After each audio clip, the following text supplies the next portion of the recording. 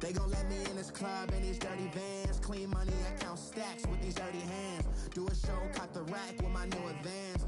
50 bands, 80 bands, 100 bands. Hello, everybody. I'm Jonathan Coachman, and this is Super Bowl Sunday on EA Sports. On tap is what should be a pretty good matchup between the Washington Redskins and the Cleveland Browns. With that, it's time for Super Bowl 54, and we'll send you now to Miami, standing by to call their fourth Super Bowl together. Here are Brandon Godden and Charles Davis.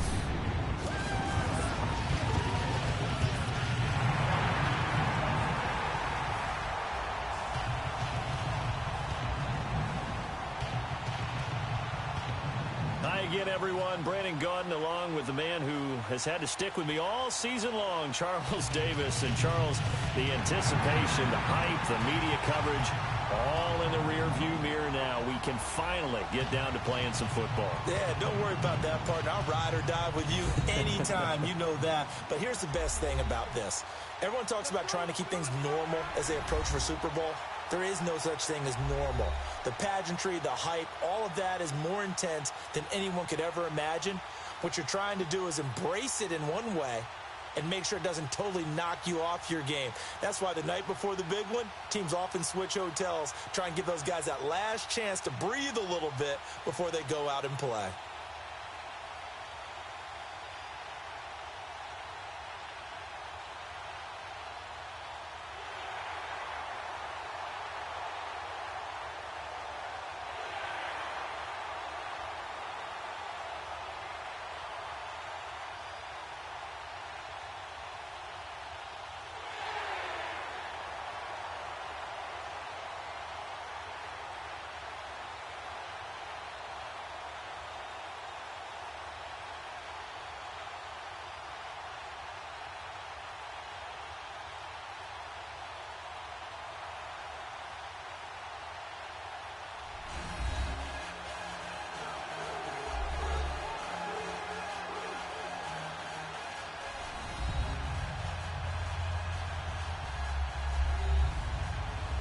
All right, Coach. EA Sports coverage of the National Football League is on the air.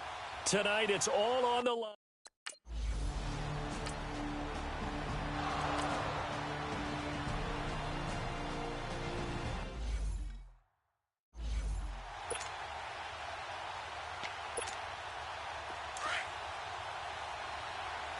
Watch him now, Barney! Barney! Back 99 Philly, here we go! After the fumble recovery, it's Jackson. Got his man complete over the middle. It's Richardson.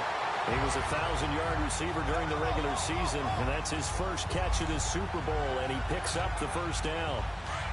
Right after the turnover, they come out throwing. And that means it's a sudden change situation. We used to practice it on defense. Sudden change, get out there, stop the offense. But you typically run out there a little bit unsettled. I think that's why he came right out throwing the football, hoping to catch him off balance. And he did. And now a throw on first down there, but it's incomplete. Even the greats in this game, and he certainly qualifies as one of them, they're going to have trouble if they continue to throw into double coverage. He better be careful. Throwing into too much double coverage might have a couple of them picked off. And he comes back with one complete. And they'll bring him down at the 13-yard line. They'll wind up getting 10 back as that sets him up for third down. I do believe we'll see a little bit more of this as this game progresses, because when you can have that type of a game in the middle of the defense, it hurts them in so many ways, because most teams like to be strong down the middle. And if you can sting them there, that opens things up for you on the outside as well. But that's where their big tight end, is so good, that middle third, the seam routes, the end routes. Yeah, you're right. Probably see more of that. Yeah, it takes a lot of courage and fortitude to go in the middle as well, and he's got it.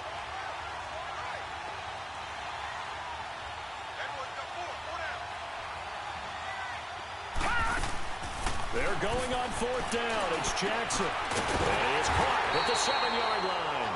And he gets the first down yardage he needs before he's brought down at the 6. Some collective exhales over there on the sideline. A big pickup through the air on 4th down to bring up 1st and goal. Well, peel back the curtain, partner. We've got a pretty good look into how they plan to play this game. Aggressive seems to be the word. Going for it on 4th down in that situation. Yeah, opening drive. Now, we know this coaching staff, they have traits of aggression in their history, but what a start to this game. They're going for it. Yeah, a lot of people might say reckless, but they got it. 1 for 1 on 4th down. And he will score. Touchdown, Washington. With the first touchdown of this Super Bowl. And the Redskins have taken a first-quarter lead. And I'm sure for these guys, the break from the conference championship to the Super Bowl seems so long. To get out here and score that first touchdown has to take some tension out of the game. Oh, I love the point you just made about the gap between. Think about the pressure that is built in the interim. To come out and get the first points in the Super Bowl, fantastic for the team. Set now to kick this one away, and off it goes. This will be fielded on the back line of the end zone. And no run back here. This will be a touchback, and it comes out to the 25-yard line. Now the Browns offense, they get ready to head back onto the field. And last time, not only the turnover, but that turned into 6 points. They got to make up for that here. We always hear about empty possessions, but some are worse than others. You can have an empty possession, pump the ball away, get yourself set to play defense, but when you turn it over, it changes momentum, and when they take it downfield and punch it in on you, that's a bad possession all the way around. Yeah, but you're hungry to get back out there, aren't you? You better be, because otherwise, it's going to be a long day for you. Mayfield now on 2nd down. Open receiver, that's David Njoku. His first catch of this Super Bowl, and it'll be good for a first down. A lot of tight ends just use their size and their strength, try to occupy some space and kind of body people away and catch the football. But not this guy. He's a refined route runner. Makes me wonder if he took some dance classes in his background with his footwork. And not much room to operate as he'll get this up only to about the 41. Just a yard on the pickup there, and it'll bring up a 2nd and 9. They tried a quick hitter inside, but that one was swallowed up because what they're hoping, this big defensive lineman will take the bait and move laterally and open up a crease that they can run through. Didn't happen on that play. And he'll push this forward only to about the 42-yard line. Deron Payne, the big D tackle there to make the stop. And the big fella stuffed that one up in a big way. I think doubling him has to be a priority because you can't move up to the next level if you don't take care of him first. On 3rd down, Mayfield. And he couldn't hang on to it through the contact. Incomplete.